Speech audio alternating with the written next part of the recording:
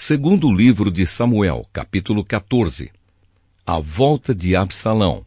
Joabe, cuja mãe era Jeruia, soube que o rei Davi estava sentindo muita saudade de Absalão. Então mandou buscar uma mulher esperta que morava na cidade de Tecoa e disse: finja que está de luto, vista as suas roupas de luto e não penteie os cabelos. Faça de conta que você já está de luto há bastante tempo. Então vá falar com o rei e diga a ele o que eu vou dizer a você. Aí Joabe disse o que ela devia falar.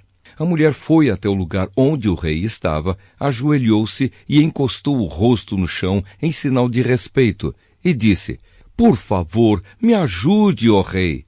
O que é que você quer? Perguntou ele. Ela respondeu: o meu marido morreu, eu sou uma pobre viúva. Senhor, eu tinha 2 filhos.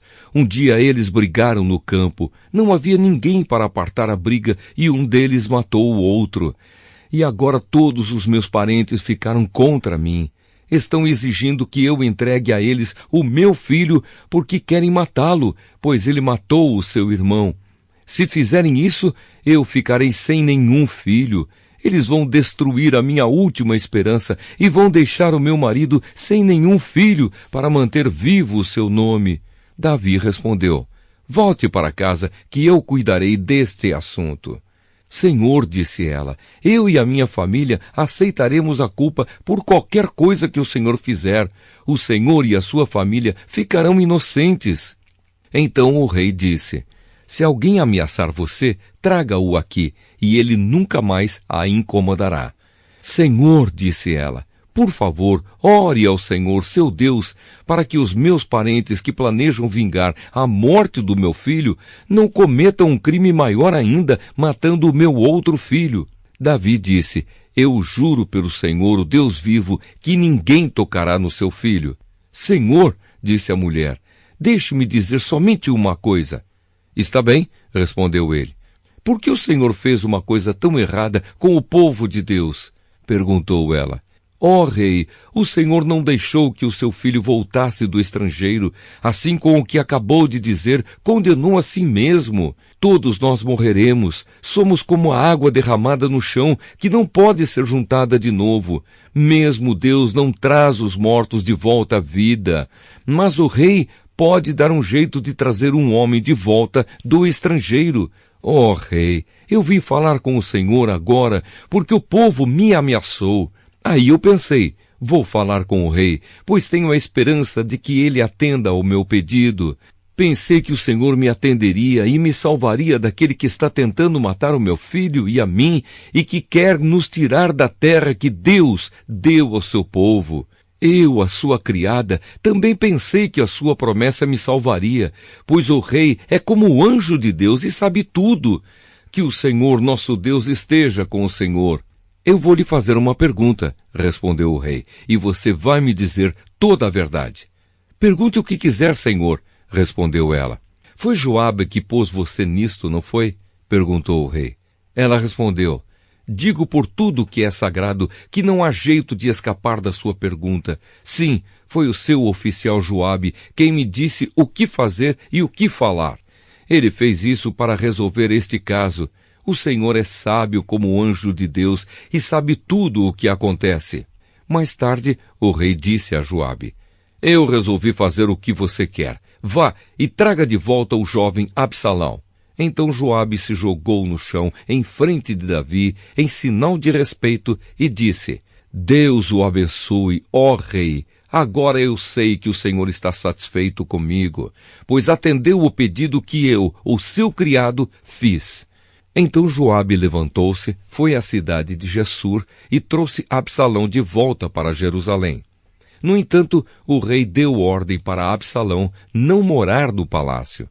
Eu não quero vê-lo, disse ele.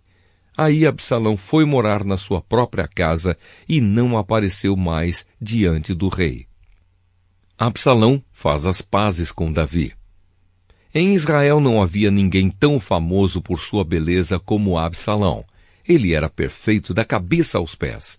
Tinha muito cabelo que ele cortava uma vez por ano quando ficava muito comprido e pesado.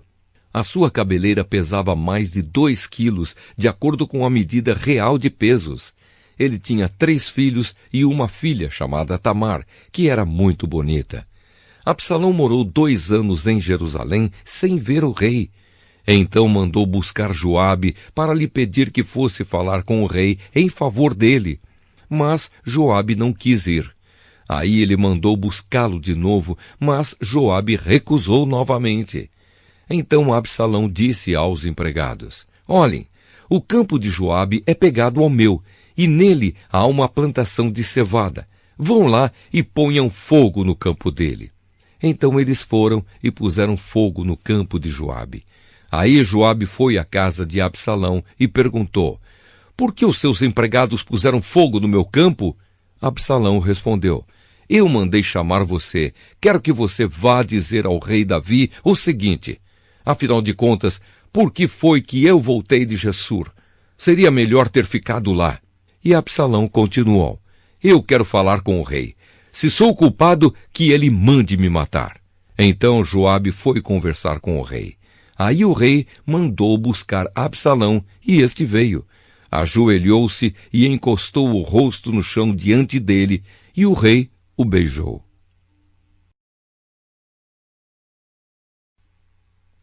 Segundo livro de Samuel, capítulo 15. A revolta de Absalão. Depois disso, Absalão mandou preparar para si um carro com cavalos e 50 homens para correrem na sua frente. Ele se levantava cedo e ficava no portão da cidade, onde a estrada terminava. Quando uma pessoa chegava ali com algum caso para o rei Davi resolver, Absalão a chamava e perguntava de onde era. E quando a pessoa respondia: Senhor, eu sou de tal tribo de Israel, Absalão dizia: Olhe, a lei está do seu lado, mas não há um representante do rei para ouvir o seu caso.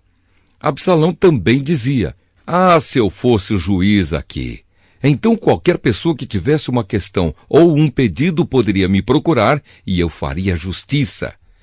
E quando alguém chegava perto de Absalão para se curvar diante dele, ele o segurava, abraçava e beijava. Absalão fazia isso com todos os israelitas que iam pedir ao rei Davi que fizesse justiça, e assim ele conquistava o coração do povo de Israel. 4 anos depois, Absalão disse ao rei Davi: Deixe-me ir à cidade de Hebrom para pagar uma promessa que fiz a Deus, o Senhor. Enquanto estava morando em Gessur, na Síria, eu prometi que, se o Senhor me trouxesse de volta a Jerusalém, eu o adoraria em Hebrom. Vá em paz, disse o rei. Aí Absalão foi a Hebrom, mas enviou mensageiros a todas as tribos de Israel para dizerem o seguinte: Quando vocês ouvirem o toque de cornetas, digam: Absalão se tornou rei em Hebrom. 200 homens saíram de Jerusalém com Absalão como convidados. Eles não sabiam nada daquele plano e foram com toda a boa-fé. Enquanto estava oferecendo sacrifícios, Absalão também mandou chamar Aitofel, da cidade de Gilo. Aitofel era um dos conselheiros de Davi. Assim a revolta contra o rei ficou mais forte, e os seguidores de Absalão aumentaram. Davi foge de Jerusalém. Então veio um mensageiro e contou a Davi que os israelitas haviam passado para o lado de Absalão. Aí Davi disse a todos os seus oficiais que estavam com ele em Jerusalém: Se queremos escapar de Absalão, temos de fugir logo. Vamos depressa, senão ele vai nos alcançar aqui, vai nos vencer e matar todos os que estiverem na cidade. Sim, nós, os seus servidores, estamos prontos para fazer tudo o que o Senhor disser, responderam eles. Aí o rei saiu, acompanhado por toda a sua família e pelos seus funcionários. Deixou somente 10 concubinas para cuidarem do palácio. Quando o rei e todo o seu povo estavam saindo da cidade, pararam na última casa. Todos os funcionários ficaram de pé diante do rei, enquanto os queretitas e os peletitas desfilaram em frente dele. Os 600 soldados que o haviam seguido desde a cidade de Gate também passaram diante dele. Então Davi disse a Itai, o líder deles: Por que é que você está indo com a gente? Volte e fique com o novo rei. Você é um estrangeiro, um refugiado que está longe da sua pátria. Você só viveu aqui pouco tempo. Então por que eu faria você seguir comigo? Eu não sei para onde vou. Volte e leve os seus companheiros, e que o amor e a fidelidade do Senhor estejam com você. Porém, Itai respondeu: Ó rei, eu juro em nome do Senhor, o Deus vivo, que irei sempre com o Senhor aonde quer que for, ainda que eu morra por causa disso. Muito bem, respondeu Davi, então passe adiante. Itai foi em frente com todos os seus homens e os seus dependentes. Enquanto os seguidores de Davi saíam, o povo chorava alto. O rei atravessou o riacho de Cedron e todos os seus homens também, e foram na direção do deserto. Zadok, o sacerdote, estava com eles, e também os levitas, carregando a arca sagrada da aliança. Os levitas colocaram a arca no chão até que todo o povo acabou de sair da cidade. Abiatar também estava ali. Então o rei disse a Zadok: Leve a arca da aliança de volta para a cidade. Se o Senhor está satisfeito comigo, um dia ele me deixará voltar para ver a arca e a casa onde ela fica. Mas se ele não está satisfeito, que faça comigo o que quiser. E Davi continuou a falar com Zadok: Olhe, leve seu filho Ahimaás e também Jonatas, filho de Abiatar, e volte em paz para a cidade. Enquanto isso, eu vou ficar esperando nos caminhos do deserto até receber notícias de vocês. Então Zadok e Abiatar levaram a arca de volta para Jerusalém e ficaram lá. Davi subiu o Monte das Oliveiras chorando. Ele estava descalço e havia coberto a cabeça em sinal de tristeza. Todos os que o seguiam cobriram a cabeça e também choravam. Quando contaram a Davi que Aitofel havia passado para o lado de Absalão, ele disse: Ó Senhor Deus, faze com que os conselhos de Aitofel atrapalhem os planos de Absalão. Quando Davi chegou ao alto do monte, onde havia um lugar de adoração, o seu fiel amigo Husai, da família de Arquitas, foi encontrar-se com ele ali. Husai estava com as roupas rasgadas e tinha posto terra na cabeça em sinal de tristeza. Davi lhe disse: Não venha comigo, pois isso não me ajudará. Mas você poderá me ajudar fazendo com que os conselhos de Aitofel fiquem sem efeito. Quando voltar à cidade, diga a Absalão: Ó rei, eu agora vou servir o Senhor como servia o seu pai. Os sacerdotes Zadok e Abiatar vão estar lá, e você contará a eles tudo o que ouvir no palácio do rei. Os filhos deles, Ahimaás e Jonatas, vão estar lá também, e você poderá me mandar por eles todas as informações que conseguir.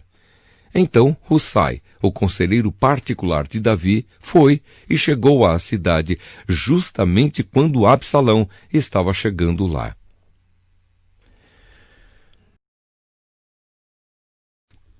Segundo livro de Samuel, capítulo 16. Davi e Ziba. Davi passou para o outro lado do Monte das Oliveiras e ali se encontrou, de repente, com Ziba, o empregado de Mafibosete. Ele trazia 2 jumentos carregados com 200 pães, 100 cachos de passas, 100 cachos de frutas frescas e um odre cheio de vinho. Então o rei Davi lhe perguntou: O que você vai fazer com tudo isso? Ziba respondeu: Os jumentos são para a família do rei montar, o pão e as frutas para os homens comerem, e o vinho é para eles beberem quando ficarem cansados no deserto. Onde está Mafibosete, o neto do seu patrão Saul? Perguntou o rei. Ziba respondeu: Ele ficou em Jerusalém porque está convencido de que agora os israelitas vão devolver a ele o reino do seu avô Saul. O rei disse a Ziba: Tudo o que era de Mafibosete é seu. Ziba respondeu: Eu me curvo diante do meu rei e senhor, e que eu sempre possa agradá-lo. Davi e Simei. Quando o rei Davi chegou à cidade de Baurim, Simei, filho de Gera, um dos parentes de Saul, foi encontrar-se com ele e começou a amaldiçoá-lo. Simei começou também a jogar pedras em Davi e nos seus oficiais, apesar de o rei estar rodeado pelos seus homens e pelos guardas pessoais. Ele amaldiçoou Davi e disse: "Fora daqui, assassino, criminoso! Você tomou o reino de Saul. O Senhor Deus o está castigando por você ter matado tantas pessoas da família de Saul. Agora Deus entregou o reino ao seu filho Absalão e você está arruinado, seu assassino!" Então Abissai, cuja mãe era Zeruia, disse ao rei: "Por que o Senhor permite que este cachorro morto o amaldiçoe? Deixe que eu vá lá cortar a cabeça dele." "Vocês, filhos de Zeruia, não têm nada a ver com isso," respondeu o rei a Abissai e ao seu irmão Joabe. "Se foi o Senhor Deus quem mandou que este homem me amaldiçoasse, quem tem o direito de perguntar por que é que ele está fazendo isso?" E Davi disse a Abissai e a todos os seus oficiais: "Se o meu próprio filho está tentando me matar, por que eu ficaria admirado se este membro da tribo de Benjamim quisesse fazer o mesmo? Deixem esse homem em paz. Deixem que ele amaldiçoe, porque foi o Senhor quem o mandou fazer isso. Pode ser que o Senhor olhe para a minha aflição e me dê algumas bênçãos em lugar destas maldições." Então Davi e os seus homens continuaram o seu caminho. Simei também ia ao lado, caminhando pelo monte, amaldiçoando e jogando pedras e terra em Davi. O rei e todos os seus homens chegaram muito cansados ao rio Jordão e descansaram ali. Absalão em Jerusalém. Absalão e todos os israelitas entraram em Jerusalém, e Aitofel estava com eles. Quando Husai, o conselheiro particular de Davi, encontrou Absalão, gritou: "Viva o rei! Viva o rei!" E Absalão perguntou: "Onde está a sua fidelidade ao seu amigo? Por que você não foi com ele?" Husai respondeu: "Como é que eu poderia fazer isso? Eu sou a favor daquele que foi escolhido por Deus, o Senhor, por este povo e por todos os israelitas. Eu ficarei com o Senhor. Afinal de contas, a quem eu deveria servir, a não ser o filho do meu chefe? Assim como servi o seu pai, eu agora o servirei." Aí Absalão disse a Aitofel: "Eu quero o seu conselho. O que devemos fazer?" Aitofel respondeu: "Tenha relações com as concubinas do seu pai, aquelas que ele deixou cuidando do palácio. Assim, todos em Israel ficarão sabendo que você se tornou inimigo do seu pai e os seus seguidores ficarão bem animados." Então armaram uma barraca para Absalão no terraço do palácio. E ali, na frente de todos, ele teve relações com as concubinas do seu pai. Naquela época, os conselhos que Aitofel dava eram seguidos como se fossem a própria palavra de Deus. Tanto Davi como Absalão os seguiam.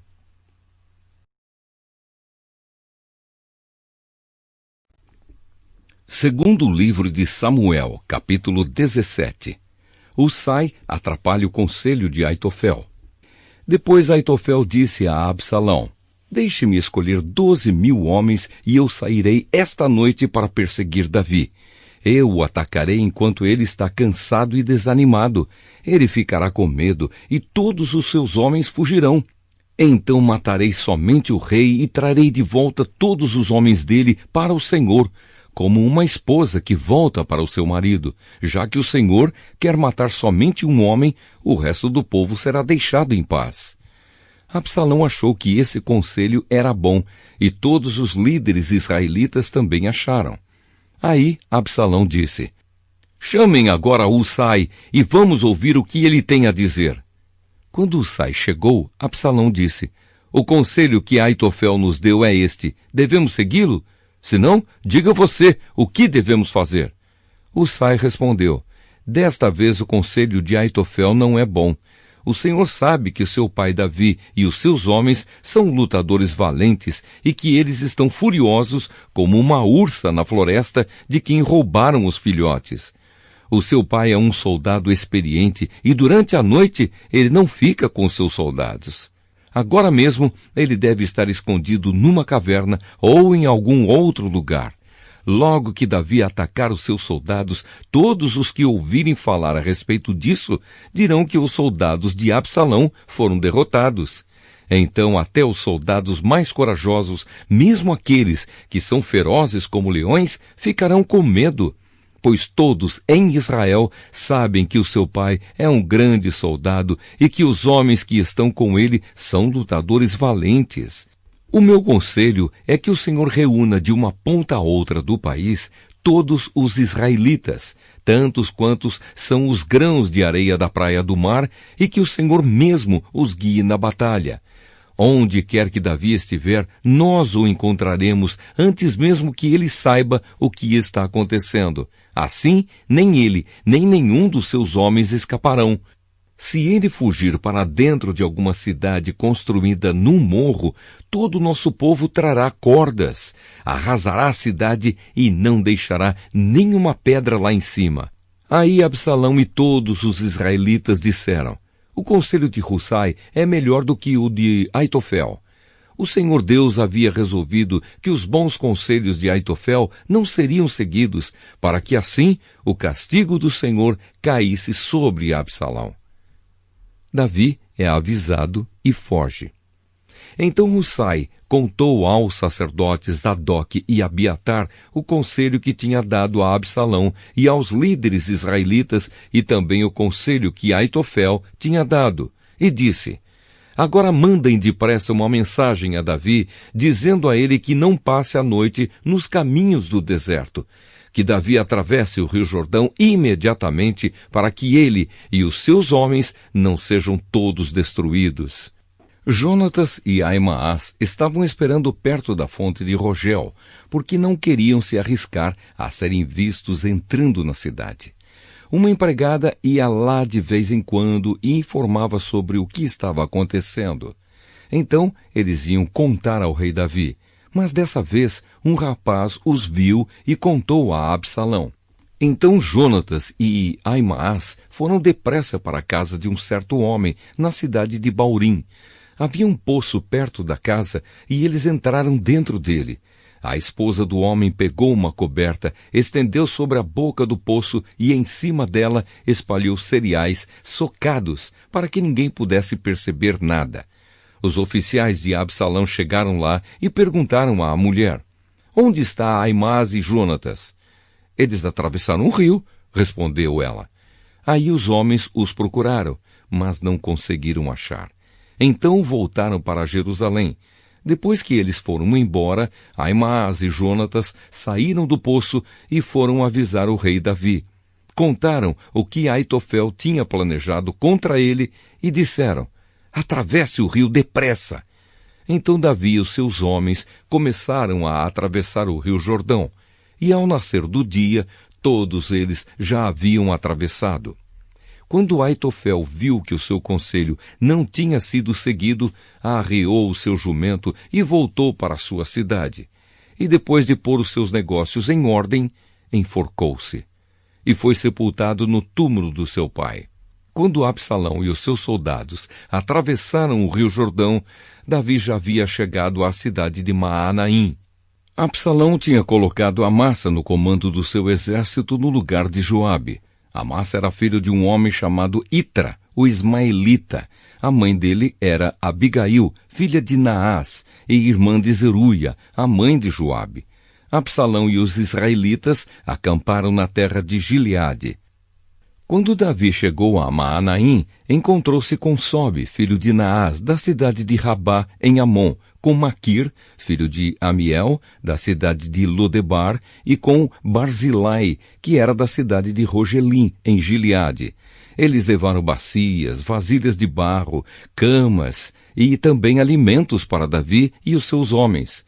Levaram também trigo, cevada, farinha, feijão, grãos torrados, ervilhas, mel, queijo, coalhada e algumas ovelhas. Eles sabiam que no deserto Davi e os seus homens ficariam com fome, com sede e cansados.